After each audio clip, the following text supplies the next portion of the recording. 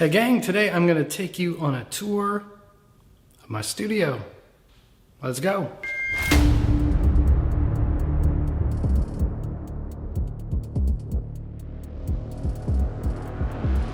The studio is built inside a house, which houses Ninja Tracks. That is my music production company, and we specialize in music for movie trailers, video games, commercials, TV, really whatever.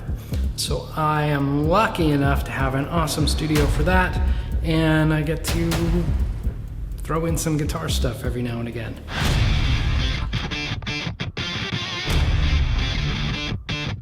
So this side of the house is the part that was turned into the studio. We needed matching control rooms because I'm one of the primary composers, my partner is as well. It's hard to find something established with two rooms that are identical, so we had to build it. Let me show you.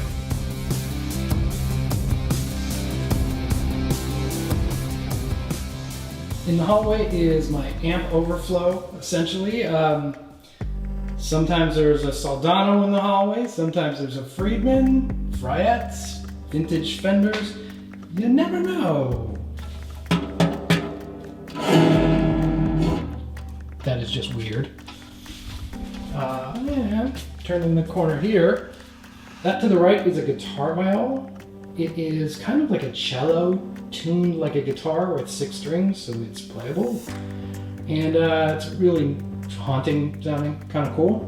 That is my tin can guitar and an old Epiphone. So you guys know this room. This is my control room. This is where I spend a third of my life. My room isn't that big, so let me turn around. There is a little light so I could get things in focus, and the camera, which is usually inside with the door closed, so it's even more tight. Let me show you a couple construction pictures because I think it's pretty cool. This was a bedroom, and we had to go all the way back to the studs, pull out the floor. We extended the room a little bit to get us, I think, an extra foot, which was kind of nice. Behind the cloth walls, all the walls are cloth. It's like fabric. It's a random pattern of deflectors and diffusers and bass traps and things. So it's not all just one thing. Everything is very purposeful and random to help the sound disperse evenly. Even the roof is not touching the roof, and my room is not touching my partner's room next door. Everything is floating. Everything is it was crazy. My desk, which I love, and all of the rack furniture in here was custom built by Robert Bayer from Bayer Workstations. The keyboard is built into the desk, as you can see here, which is pretty ergonomically great. It's at grand piano height, so it's super comfortable. And then I'm a full-on trackball guy. Like, I can't mouse. No mouse. It's trackball all the time. I'm a ball guy. The speakers that I'm listening to all day long are Barefoot Micromane 27s. They're insanely expensive. I mean, the stands on these things were like $1,000 for the stands. But they are incredible, and since that's my job, basically, is somewhere between writing and mixing and mastering and doing all of those things at once on any given day at any given time, I have to have something that I could really trust. On the right side of my desk, I've got a React IR load box and IR loader. Got my little Dodger guy. This is what I use for DI if I ever go DI. It's by Waves and PRS. So, I mean, lineage is really good and it sounds great. So if I'm using my laptop, I use an Apogee little mini DI. I've got a 2 Notes Cab M, which sounds awesome, especially if you plug preamps directly in it. It's incredible. And up here, oh, the TC1210. It's absolutely awesome. They're getting kind of rare.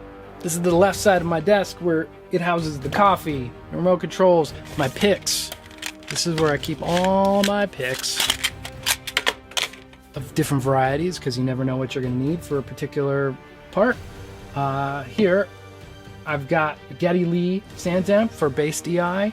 I've got an overstayer modular channel, which is just unbelievable at making stuff sound awesome and cool.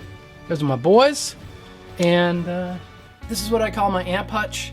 I used to have everything just thrown about, but this has been really nice to have.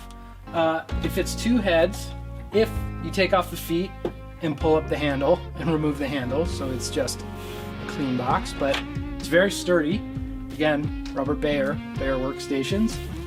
And this guy, no, this guy doesn't get a handle either. Does he have, I think this one has feet, so one of these slots is a little bigger than the other. I've got a bunch of rack stuff that's constantly in flux, although I never moved the 2150 because it's so miserable to get in there, so heavy. It's absolutely crazy. And then stuff goes in and out of there. Usually the power amps stay, like I said. The amp heat is a godsend for just organization, because I could switch multiple speakers. I could go to the speaker I have in my control room, which is underneath the desk. I could go to the speakers in the live room. I could go to any of the load boxes. It's just boop, boop, boop, boop, boop. What's sitting up here changes by the day. Kemper's always floating around. And below the guitar racks is just enough space for a pedal board. Hey guys, welcome to Sexy Time with Michael Nielsen. Alright, so this is the pedal board, and it just gets kicked out of here. I used to have this amazing backlit, blue, glow-in-the-dark, humongous pedal board that Dave Friedman built me. That's kind of how I met him. And it wouldn't fit. It was so big. Signal actually comes in here at the Clean Octave Blend clone. That's a clone of a Prescription Electronics pedal, which is super dope. It gives you that sort of Doyle Bramhall-y thing. Just a nice little edge. So, decorated by my my young son, which just makes me happy to have on there. And then it hits the Boss pedal, you know, of course. And this first row of pedals is attached to that button. Boop. And so I could open up any of basically the drive, EQ, contour pedals. EP booster, basically always at the setting, is amazing. This is my compressor slot. They'll change sometimes. For ages, I've had a MXR Dynacomp modified by Analog Man that it just died, and I looked for a compressor to replace it. Finally, this is the best one I've found to replace it. That gives me that cool vibe, not just compressor, but like vibes on it. This is an open slot. Usually it is the Friedman Buxom Boost. That tight knob just works wonders. But I've been playing with this micro amp, which is fun. And then the Duelist, it's a 2-sided pedal. That is the basically Tube Screamer, and that is a, what's it called, Bass Breaker, Blues Breaker, whatever that other one is. I think it just really looks cool, but I don't really use it, to be honest, either side. But it looks cool, and also it's really velcroed down quite nicely. So that's my handle for the pedal board. So button 2 activates Fuzzland, which is those 3. The Octron, that was a Dave Friedman recommendation, and I'm so glad he did it. It is the coolest, badassest, most pedal ever. So great. Morgan Fuzz, my favorite fuzz pedal. It's a mainstay in my Fuzzland. And then often, for a long time, I had a Bogner fuzz, which also is just fat and nasty, which I like quite a bit. But this Jax Telez is great. This company makes amazing stuff.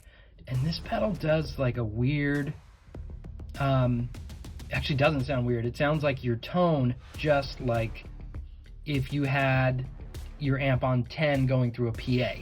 It just electrifies the tone in this great way without making it like ratty or nasty or whatever. It's just super badass. Sometimes all of these will be activated to create the ultimate in cool nasty. And then of course, you gotta activate the noise gate. or not, and just go nuts. Button 3 is my spring reverb. Sub decay this is my favorite spring reverb. It sounds so authentic and vibey, and the El Capistan is an incredible slapback, but I'll use that for like a Black Keys slapback kind of thing. That's really what this section is about. Here's my big racks. All of this stuff is wired 1-to-1 in my interface, so like if I want to go directly, it's like output 5 and 6, input 5 and 6, goes straight to the massive passive EQ or something like that. Nothing is chained, and I don't patch bay it because I didn't want to have to do a recall and go, oh, it's patch bay, and then an hour later recall a different session. So I need to be able to open Logic. It goes right to how everything was, and everything is recalled in place. And for the most part, I don't change settings on this stuff. I mean, I will on the EQ maybe, if I'm going to use that, but I haven't changed the settings on the compressors for 10 years. So it makes recalls pretty easy. Most of the stuff here is signal processing. So this is a dual engine PCM 96. So there's 2 reverbs in here. The Bricasti M7, I mean, these are 2 reverbs. That's pretty much as good as it gets. My Lexicon PCM 70, which I love so much. PCM 41, PCM 42, they're digital delays, but the best digital delays that were ever made. Maybe 2290 from TC Electronic would give it a run for the money, but they're very different things. The TC Electronic is very muscular and tight and precise, and these are lush and juicy, which is kind of the Lexicon thing. This is more overstayer gear, like what was in the left side of my rack. It's built by my friend Jeff Terzo. He's an absolute genius, and he's always going about things in a slightly different direction, pushing things further, better, stronger, faster, harder. Overstayer. That's my ad. This is my 500 series rack where I just have 2 EQs, 2 compressors, so it's a stereo sort of channel that I'll use sometimes. They sound great. It's all ToneLux stuff, which was sort of the company after API, which the API guy moved to ToneLux. This rack is generally EQ and compressors on the mastering side. I have a API 2500. That is balls out, awesome rock and roll compressor. The Manley Massive Passive, which is like having 600 Pultecs. It's like got 1,000 tubes in here, and that sounds humongous. The Manley Verimu compressor, which has been sort of a staple mastering compressor for 25-30 years.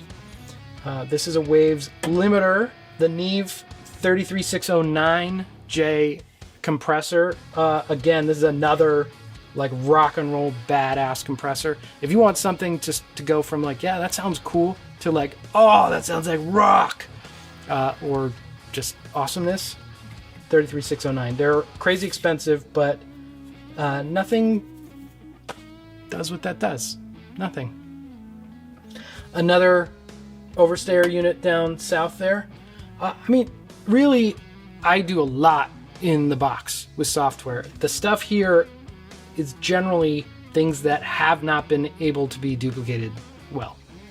I've tried every version of the 33609 and none of them do that instant. You turn it on, you're like, okay, that sounds like a record and it's awesome. This is spillover stuff. Here's Roland delays, a Roland reverb, my Yamaha SPX 90, the Bogner Fish, which isn't plugged in, but I love the faceplate so much, I just like, it's gotta be out here so I can see it. I love it.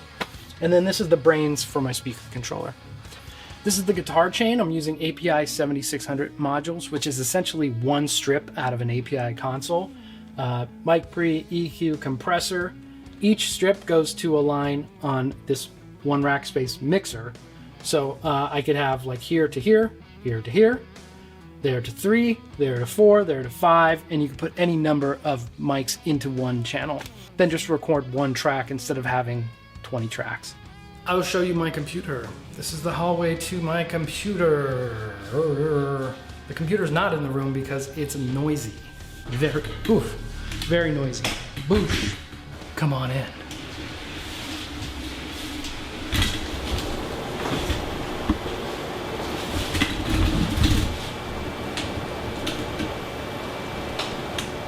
This room is a converted single-car garage, which is now the live room. Let's go.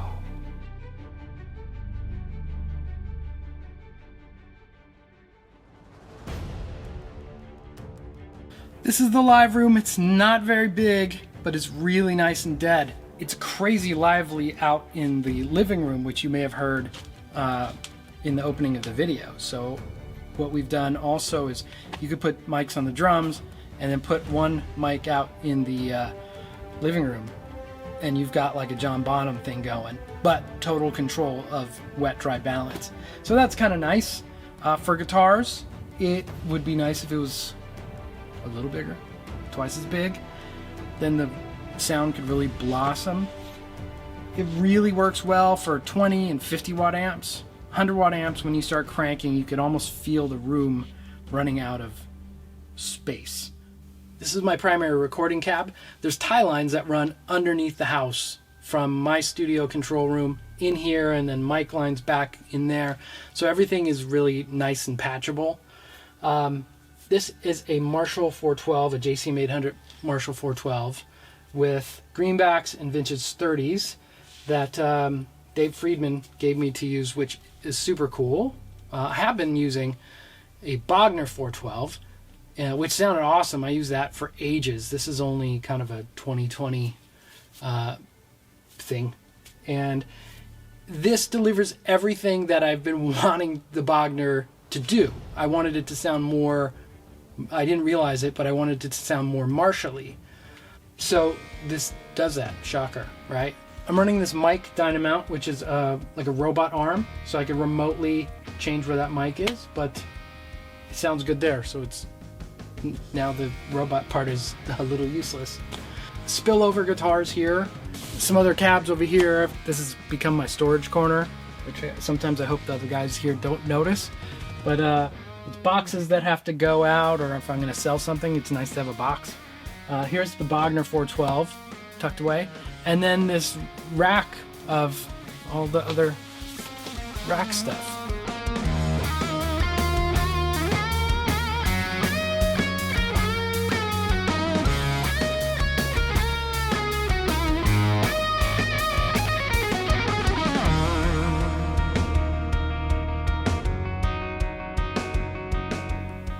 I think I hit all the cool stuff here. The acoustics were done by Jay Kaufman. The building was done by Larry Mullins. He did us right. And, you know, if there's anything else you want to know about specifically, go ahead and put a comment. But first like and subscribe, then put a comment. You know, I'll do another video where I show all the guitars, because I think this is probably getting pretty long. So, all right, guys.